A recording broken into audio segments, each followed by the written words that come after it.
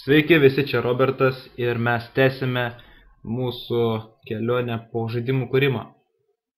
Taigi, ką aš buvau žadėjęs, tą ir padariau, tai yra footstep sounds, tai yra kai mes bėgame, girdisi kažkoks tai garsas, ta prasme kojų garsas, kai atsitrenkia į žemę ir žinoma su kuo nors pasišviesti per tamsią miglą. Taigi, sukūriau prožektoriuko kodą, su kuriuo galime pasišviesti savo kelią ar susirasti tam tikrą maisto.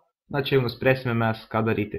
Taigi, užsukite į mano ką tik sukurtą forumą, jis yra ką tik sukurtas, jis yra labai skurdus, taigi klausimai, atsakymai ir idėjos rašomos tenais, tai bus adresas apačioje robiworks.lt/survive.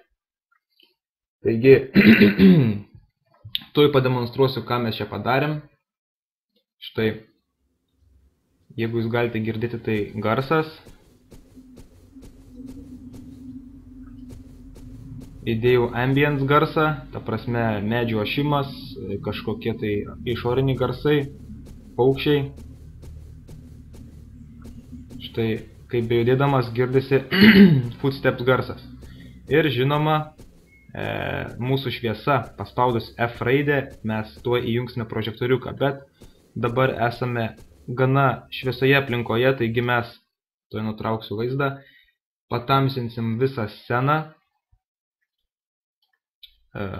pasirenkam direction light, patamsinam mūsų sceną, na štai mes dabar tamsoje, spaudžiame F ir užsidega mūsų prožektoriukas su garseliu čikšt. Na va, mes dabar galime šviesti savo kelią.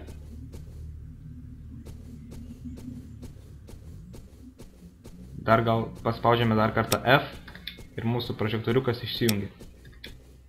Kaip visą tą padariau, to jau parodysiu, bet esmė yra tame, kad kaip aš visą tą padariau. O padarėme mes taip. Nuėjome prie savo charakterio. Štai mūsų charakteris, tai paprasta sfera, nes mes, kadangi žaisime pirmojo asmeniu, tai mums nereikia pirmojo asmens charakterio, užteks tik rankų arba ginklų. Taigi, ką aš padariau, aš įkėliau į mūsų first person controller main kameros spotlight, kuri šviečia tiesiai. Štai ir priskyriau visą mūsų tą spotlightą kameros pozicijai. Taigi, kur tik pasisuks kamera, pasisuks ir mūsų šviesa. Ir be kodo mūsų šviesa atrodytų šitai. O su kodu mes padarome interaktyvumą, dinamiškumą žaidime. Kai mes paspaudžiame mygtuką F, mes išgirstama garsą įjungimo, tai yra groja garsą būtent to kliko, ir kai tik mes paspaudžiame F raidę, mūsų boolean reikšmė, kad mūsų šviesa yra įjungta, pasidaro true, tai yra teisybė, ir tada mūsų spotlight įsigalina ir mums šviečia būtent ta šviesa ir apšviečia mus. Ir aišku, tas pats garsas. Taigi, į kodą nesigilinsim, nes iš manęs toks ir programeris. O su footstep sounds, tai mes įkėlėme mūsų charakteriui audio source'ą, kad galėtume išgirsti šio garsą, ir priskyrėme kodą footsteps, kurį sukūriau.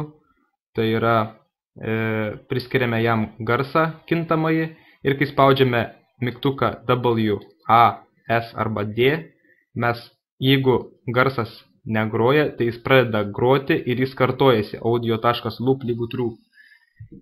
O jeigu mes atleidžiame, tai audio.loop lygu false, reiškia, mes to garso nebekartojam, pagroja paskutinio garso takelį ir jisai sustoja. Taigi, o mūsų garso takelis yra mažiausias čepštelėjimas, o ne ištisinis ėjimas. Taigi mes gaunam tikrai neblogą vaizdą.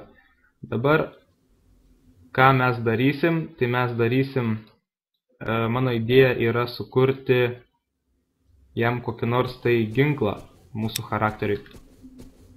Kursime kirvį, nes Survive žaidimuose reikės kažkuo apsiginti, su kažkuo nusikirsti medį ir su kažkuo susikapoti malkas, kad po to galėtume mes jas padegti.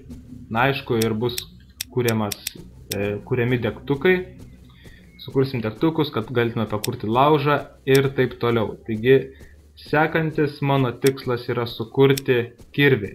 Kursime kirvį 3ds Max aplinkoje, uždėsime tekstūras ir importuosime į mūsų žaidimą. Suprogramuosime, kad mes jį galėtume išsitraukti ir mosikuoti kaip kokie pamišę žmonės. Ir sukursime tam tikrus medžius, sausuolius, kuriuos galėsim nukirsti, suanimuosim juos. Na, mūsų laukia tikrai įdomi veikla. Taigi jūsų idėjos ir jūsų pastebėjimai